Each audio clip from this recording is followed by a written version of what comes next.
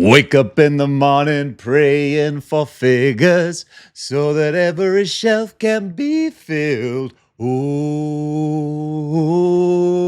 model behavior.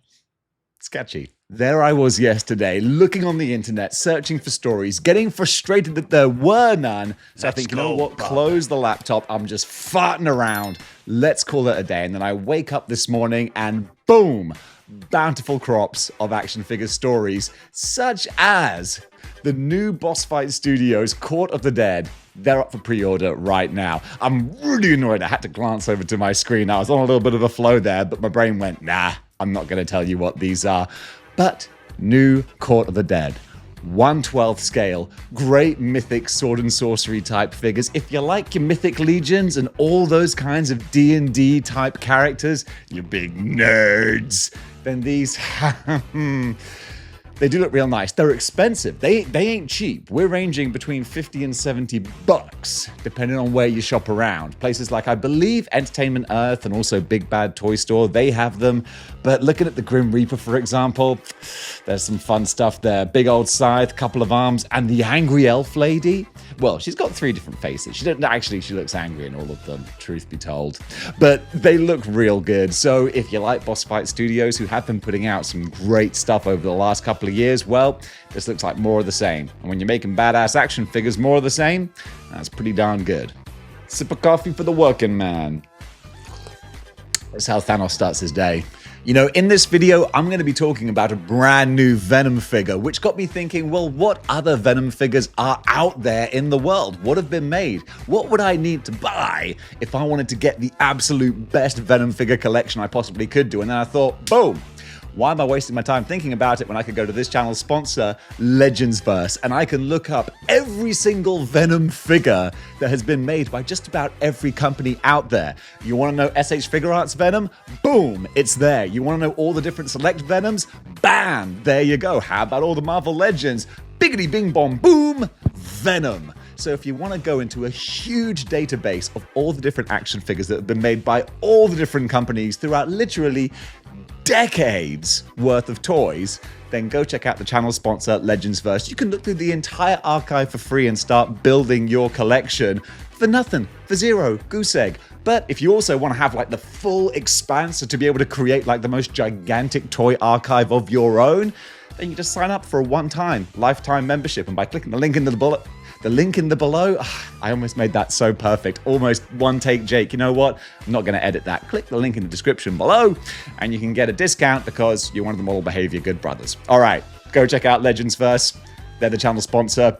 On with the news.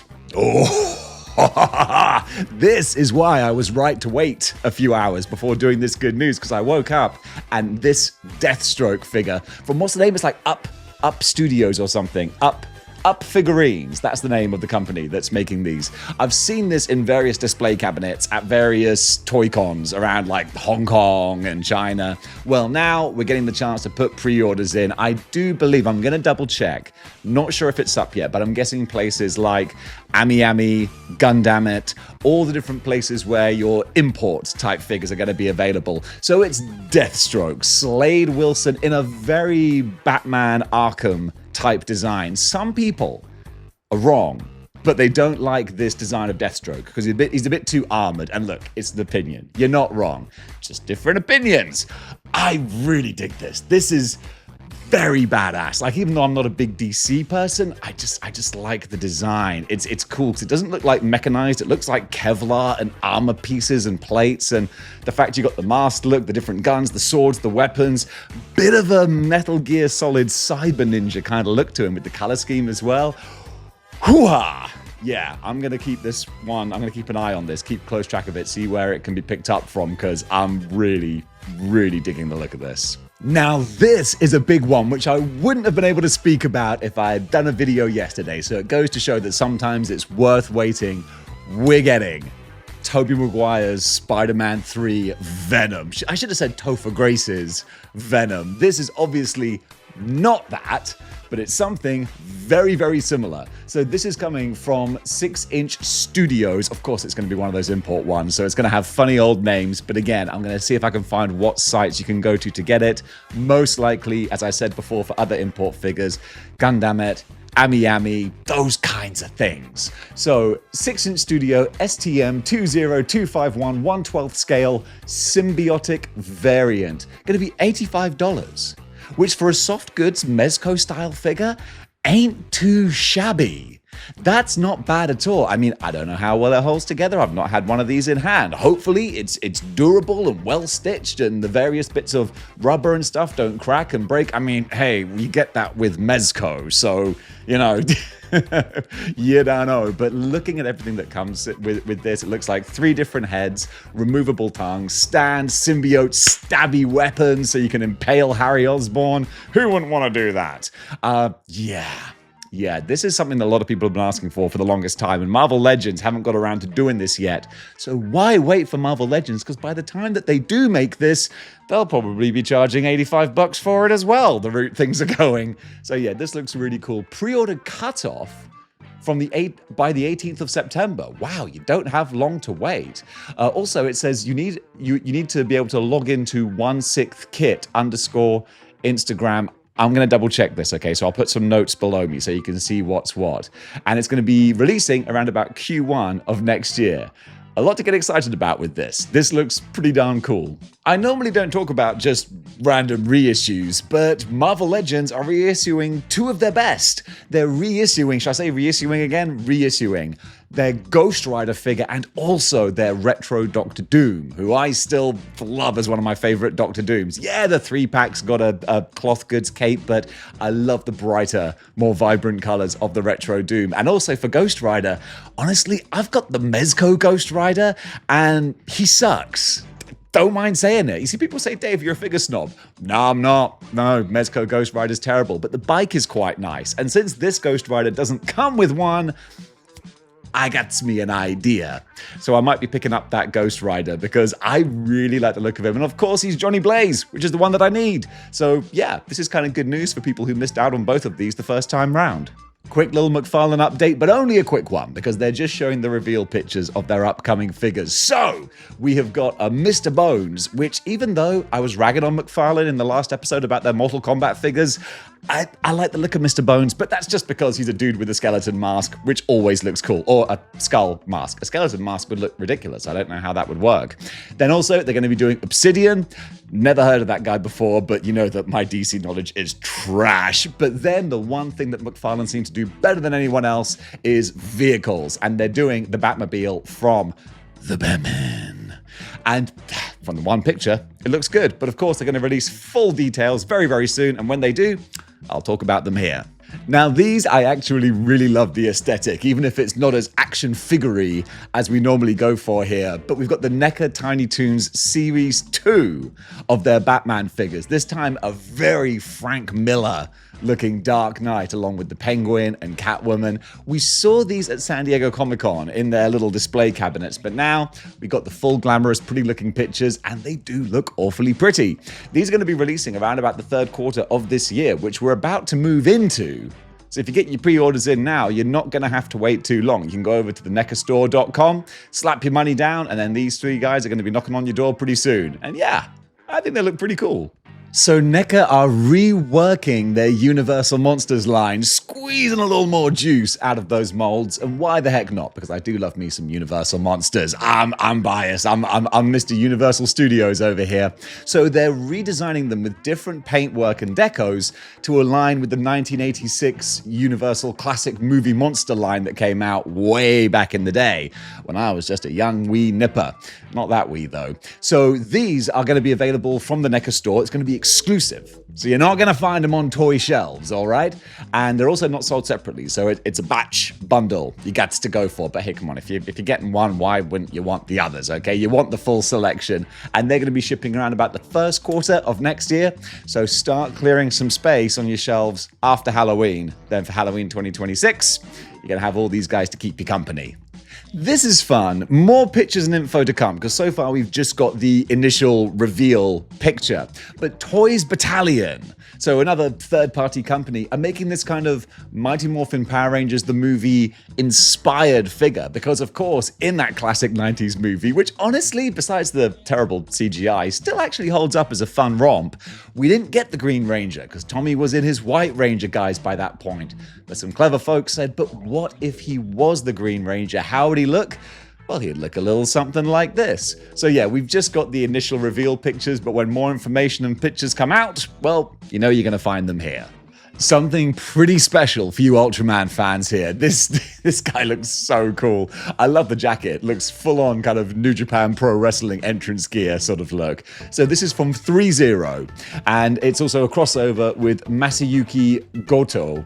It makes me think of Hiroki Goto, one of my favorite wrestlers. This is Ultraman Regulos. Release date is going to be the first quarter of next year, so you got a little bit of a wait. But priced, all right, gird your loins here, $239 US.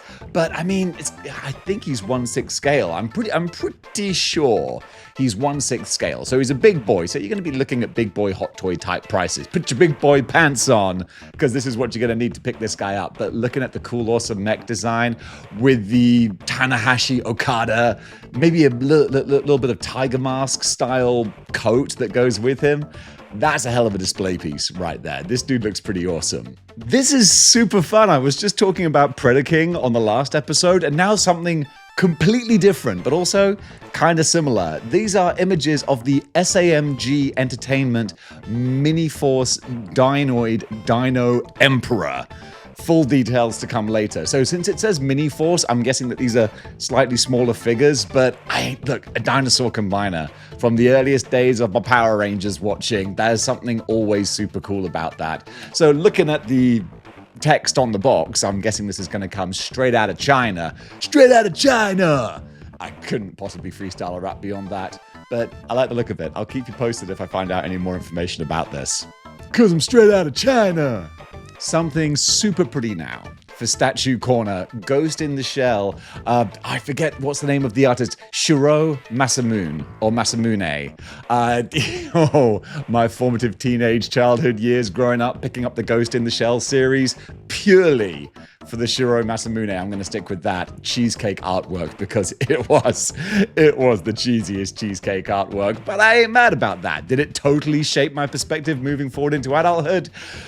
Only you can decide. But it's a beautiful looking statue here. I mean, it should be, because it's about 30,000 yen, which equates to about $200. But in the grand scheme of things for statues, that ain't crazy. So this is going to be, it's being pre-orders available directly by attending the event. Which event? A Shiro Masamune exhibition. Okay, there's an actual exhibition in Tokyo. So if you're not in Tokyo, then you're out of luck. As soon as I leave Japan, cool stuff hits Japan. So yeah, the show is running from the 12th to the 17th of August, but I'm sure that outside of that, then it'll probably be available at various import retailers. Also, I'm going to combine this with the little Statue Corner, because at that same event, you can also order a good old articulated action figure. So here we can get the Motoko Kasunagi and Fuchikoma. So that's the mech, obviously, priced at actually a fairly reasonable sounding 6,800 yen, which would equate to about 45 to 50 bucks. I'm guessing with import fees, it's going to go up a lot more than that. But cool sci-fi Ghost in the Shell lady with a funky looking Shiro Masamune. Never going to wrap my tongue around that. But with a cool design from him, with the little bulky, bubbly sort of mech, I like it. It's cool. Maybe just pop over to Tokyo, put in a pre-order. In comic book news, the Marvel vs. DC crossover has come into a little bit of controversy, or actually more specifically, it's managed to avoid the potential of controversy thanks to their changing of a Scotty Young cover. Scotty Young, very, very popular in the industry. You don't need me to tell you who he is. He made this really fun cover with a Deadpool co-opting the bat signal with his own little brand logo. However, some bright spark saw that and went, you know what, that looks awfully like a Pokeball. In fact, that might have actually been the intention. A little wink and a nod. It's a Pokemon ball. And someone in legal was like, ooh, we probably shouldn't do that. So instead, he's changed the design to a Batman Deadpool hybrid logo. It's not a huge story, but I thought it was interesting. Could you imagine just some of those comics were printed with the Pokeball? Whew, they would have gone for a pretty penny. Still, I think Marvel and DC have managed to avoid some litigation because Nintendo, oh my goodness, they are a litigious company. So you know what? It was probably better to err on the side of caution. Now, this is a story all about how Tom Holland got turned upside down. I wasn't planning to do a Fresh Prince thing there, but I just kind of rolled with it. We've got a whole bunch of pictures of the filming that's going on in England right now of Spider-Man 4, and I don't think these are like spoilery at all. It's just Spider-Man having a battle in the street. But already there's some really iconic images coming out of these just on-set pictures. I've seen some people are making t-shirts out of this really cool picture of Tom Holland just like standing above some chaos looking badass. And I'm like, oh, I got good feelings. I got real good feelings about this Spider-Man movie. So, fingers crossed, it delivers with a great, down-to-earth New York Spider-Man. Couple of cool superhero cameos in there as well. Chuck in Mr. Negative and some other good villains, hopefully. This could be a great time. I'm really hype. Also, Disney, don't show me anymore. I've seen enough. You're going to have my ticket on opening day. There are some people who are like, Marvel's dead. This movie's going to bomb. Is it, though? Is it? Although, to be fair, it is coming out at the same time as Supergirl next year. So just like this year, where we were eating well with Fantastic Four and Superman, next year it's going to be Spider-Man and Supergirl. Dang, you know what? There are some like gloomy gusties who are like, oh, Marvel's dead. Yeah, but guess what? They're actually making really good movies right now. That was a crazy thing. I said the other day on one of my videos, oh, I'm so glad that Fantastic Four was good. I really enjoyed it. And then people in the comments were like, yeah, but it bombed on its second week. So, like, that doesn't stop it being a good movie. Michael Bay made 6 Transformers movies. Whether something's popular is not a denotion of whether or not it's good. I love both Superman and Fantastic Four, and next year I cannot wait to hopefully love Supergirl and Spider-Man as well. Folks, whether you like it or not, we eating good right now, and I couldn't be happier. Audiences. Yes, I blame you. It's all your fault. But that's only because I'm upset. Why am I upset? Because Superman, it looks like, has not done well at the box office. I wanted it to, because it's probably the best comic book movie that I've seen literally in years. And I'm not even a DC guy. I loved Superman. I loved everything about it. I walked out with a spring in my step and a song in my heart because it was an upbeat, great, hopeful, happy movie. And it seems like Warner Brothers, well, they're not happy because they're releasing Superman 35 days after it was debuted at the cinema. They're releasing it on digital to stream at home for what I would imagine would be like $15 or so, which is a really worrying sign because it basically means that they want to recoup their costs as quickly as they can do and also maximize how much money they can get. Of course, people might understandably think, well, wouldn't it make more sense to make more money leaving it in cinemas? Apparently not. Because from what I understand, the amount of money that Warner Brothers makes and that cinemas make from each movie ticket varies as time moves along. In the first few weeks, Warner Brothers, I'm just making up numbers here, but they get a larger amount. They get like 70% and the theater gets 30%. And as time goes by, it gets more and more even. And it seems like Warner Brothers are maybe looking at the results that Superman has been getting at the box office, and they're thinking, you know what? We don't want to be splitting this with movie theaters anymore because we need to get every last red cent that we can do. Red cent? Why is red cent an expression? It must mean something. I've got to look that up. I hope it's not anything that's kind of like outdated now. It's like, Dave, you can't say red cent. I don't know. It just popped into my head. But that's a real problem also because this is gonna really do damage to movie theaters in general. And I'm just getting back into going to movie theaters. Now that I've finally moved to London, I've started going to the cinema all the time because I've got a monthly pass. It's great. I'm just going to go see a movie every single day.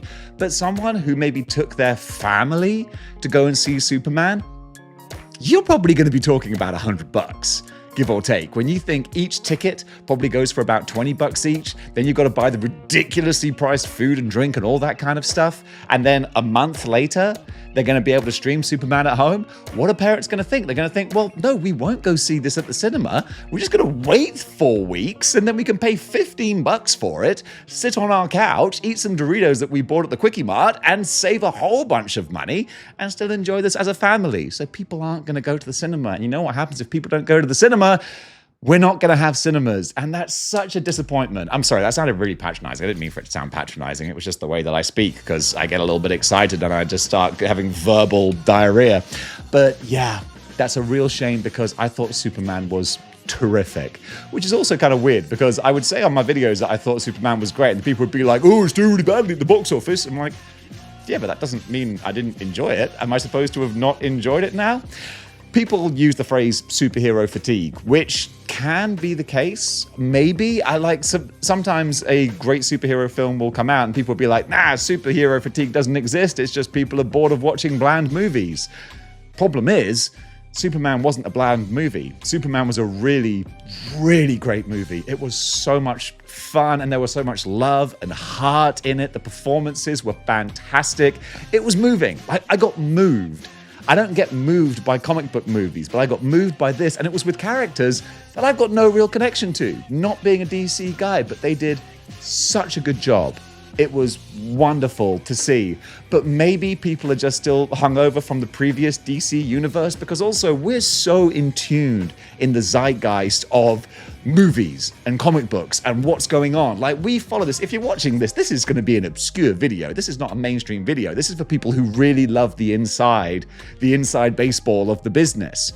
But for your average Joe on the street, they probably just saw a Superman poster and thought, oh, no, I don't like those movies. Like, JLA or Aquaman or, what was it, Black Adam?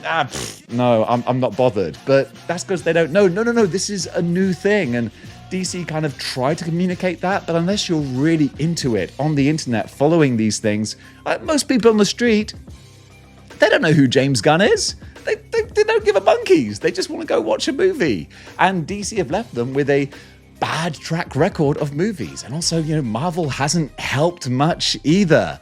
The last, phase 4, what are we even in? Is it the end of phase 5 now that we're in? Again, you lose track because Marvel kind of lost their way as well. We need this reset. And we've had it to start with. We've had this James Gunn reset, but unfortunately it feels like the damage has been done and maybe what we need isn't a reset, maybe it's a break. And I hate to say that because I don't want comic book movies to have a break. I want to keep everything going because I can see the uptick. I can see things getting better. Studios are learning from their mistakes and they're fixing them. But it might be, I won't even say too little too late, because it looks like they're making some big swings. I mean, blowing up the DC universe and starting again with Superman, that's a big swing. And it worked in as far as the quality is concerned, but not as far as the payoff is concerned. And that's the concerning thing. So we don't know where this is going to go because Superman going digital just 35 days after debuting at the cinema is a real bad sign. It's going to damage cinemas. It's going to damage the public's perception of going to a cinema and supporting a film. Because if you're making a movie for, like, what is it? Probably the budget of about 200 million at least. You need cinemas packed with people going to see that movie because streaming ain't going to do it. Because people are going to do, like I said, they're going to pay 15 bucks and have 4 people watching it together, as opposed to spending $80 for 4 people to watch it at a cinema. So DC, Warner Brothers, they're cannibalizing their own audience. They're cannibalizing the people who would have been going to the cinema. Instead, they're going to be sitting at home, and cinemas are just standing there with their hands in their pockets like, dude, you got to help us out. And Warner Brothers are like, no, we need to make money now. And cinemas are going to be saying, well, what about the long term? That's just human race in general. We're like, well, don't have to worry about the long term. The long term's in the future. We got to worry about now. So yeah, guys, what do you think? Superman coming to digital. I'm excited to watch it again because I want to see it again. And I want to show my friends and family who wouldn't have gone to the cinema to see it, they're going to watch it with me. But guess what? I'm just going to pay one fee and we're all going to watch it together. Unlike going to the cinema. And why wouldn't my friends and family have gone to the cinema? Because they've seen a whole bunch of comic book movies recently and they were like, I'm burned out and they weren't very good. And I was like, but Superman is so good. I'm like, yeah, you know what? I'll wait for digital. Well, turns out they're not going to have to wait very long. Now, it might shock you to hear this, but Highlander is one of my favorite movies of all time. Really, Dave? A camp action fantasy from the 80s with the Queen soundtrack is one of your favorite movies of all time? Color me shocked. So we're getting this new Highlander movie that's going into production right now, starring Henry Cavill as the immortal Connor MacLeod from the Clan MacLeod. But we were all wondering who's going to be playing the villain. Well, it turns out Dave Bautista is going to be playing the role of the Kurgan or the Kurgan equivalent. We don't know if it's going to literally be the Kurgan. I don't mind either way. I mean, what's in a name? It's all about the performance and the story. Bautista is a real funny one, though, because I think Dave Bautista's great. Like, he really is fantastic. I was a big old fan of his when he was Deacon Bautista escorting Reverend Devon to the ring. Ever since then, I've been a proponent of Big Dave.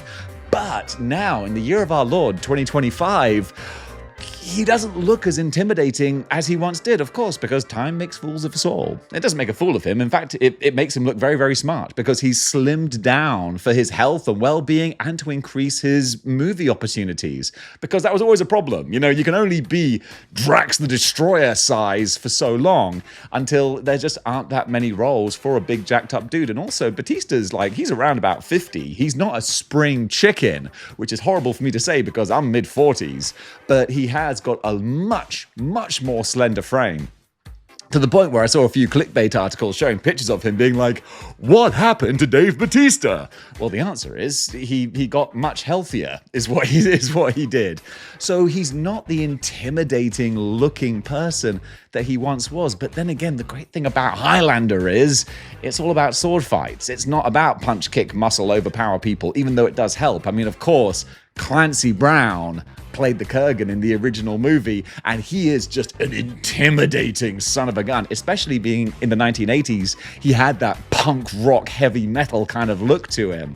Whereas Bautista, I feel, might be playing more of a kind of a grizzled old warrior type thing. So I don't know how it's going to go, because Clancy Brown had so much of his personality. Well, I hope not too much of his personality, but it was a great performance in the Kurgan. You could see he was having so much fun with it, because also he was a young performer as well. Forgive me, Father, I am a worm. It was just great. You could tell he was probably maybe ad-libbing. I don't know. It just felt so natural.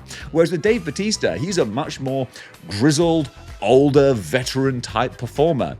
And so that's not me knocking him, because I love Dave Bautista. So seeing him going one-on-one with Henry Cavill, that's going to be awesome. But also, Henry Cavill is freaking Superman.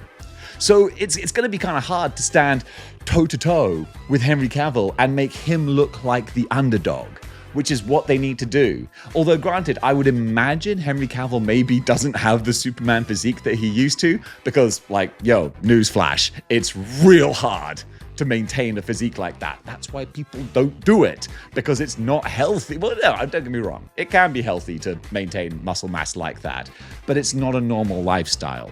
That's why Bautista's slimmed down. That's why Henry Cavill probably has as well. But even if he's lighter, he's still about 6'5". So that was the great dynamic in the original Highlander, was Christopher Lambert was a very kind of, you know, realistic human-looking Connor MacLeod. He was just an average dude, whereas Clancy Brown is every bit of 6'5", 6'6". I mean, that's why after Highlander, he went on to continue to play big, dominating, badass-looking characters. Man, I gotta watch Starship Troopers again at some point. So that's the take right now, is that it's good news that Bautista is getting also just more great acting roles as well, or more big-time acting roles. Because also this article that I saw on Deadline, it's stated that he's going to be in Roadhouse 2, which is kind of like the second story, which isn't really that exciting, because I didn't see the original Roadhouse, but I know that it didn't get great reviews or great reception. And also I know that the director was super mad that it didn't go to theaters and it was just put straight onto streaming. And he was like, what? This was going to be a theatrical release. And then I think, was it Amazon? I'll double check. But they were like, oh, we ain't putting this in theaters. So, hey, that's another thing that Bautista's going to be doing. But the top story is Highlander, which has been in production and development hell for about the last 20 years. I know from probably the early 2000s, people were talking about a Highlander remake, because Highlander has gone on in so many forms. It's one of those funny franchises that was just like quietly pootling along with new movies, TV shows, an animated series. An animated series about people who get their heads cut off, in which you're not allowed to cut people's heads off. That was a tough sell. I remember as a kid, I was like, this shouldn't work. And guess what? It didn't. But hey, at least it was a thing that happened. Also, if you've not seen it, there's a Highlander anime that came out around about the late 90s, early 2000s, which is totally bonkers, off the wall, insane, but also kind of good fun as well. So if you want to go back and watch some Highlander, don't watch Highlander 2: The Quickening. It's terrible. But the first movie still stands alone as something so special, so iconic, and the Queen's soundtrack had a lot to do with that as well. Remember back in the good old days where you'd actually get one band that would do the full musical soundtrack for a movie? Oh, it gave movies so much flair and flavor. Now things tend to go for like a Guardians of the Galaxy jukebox musical kind of approach, which is fun, but I miss having one band that was dedicated to doing an entire movie. I gotta go watch Flash now as well. Man, gosh, the 80s were so awesome. So yeah, guys, what do you think about this Highlander movie coming up? I have very reserved expectations, but I want it to be good. Henry Cavill, I'll happily watch in the lead of anything. Dude's great. And having him go up against Dave Bautista, it's gonna be a fun combination, but I kind of wish, could you imagine if the Leviathan, Dave Bautista, was in the role of the Kurgan? Oof, now that would make Henry Cavill an underdog. But we're talking about a Bautista from 20 years ago. Now in 2025, he's got the acting chops and he's got the intensity, which is so great.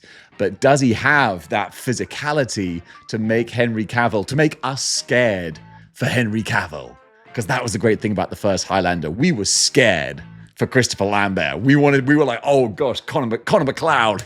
How are you going to get out of this one? No, maybe he doesn't. I don't know. You got to go watch Highlander. So yeah, what do you think about this news, gang? Thanks very much for watching, and until next time, keep displaying model behavior. And folks, that does it for Good News for today. What did you think about the items covered? Comment below and let me know. And if you like what you see here and you want to see more, then you know what you got to do. You got to join the 6-1 Clicks. Let's go, Bob. By clicking the like, share, and subscribe buttons. And if you want to help support this channel, then you can do by getting yourself a YouTube Model Behavior channel membership.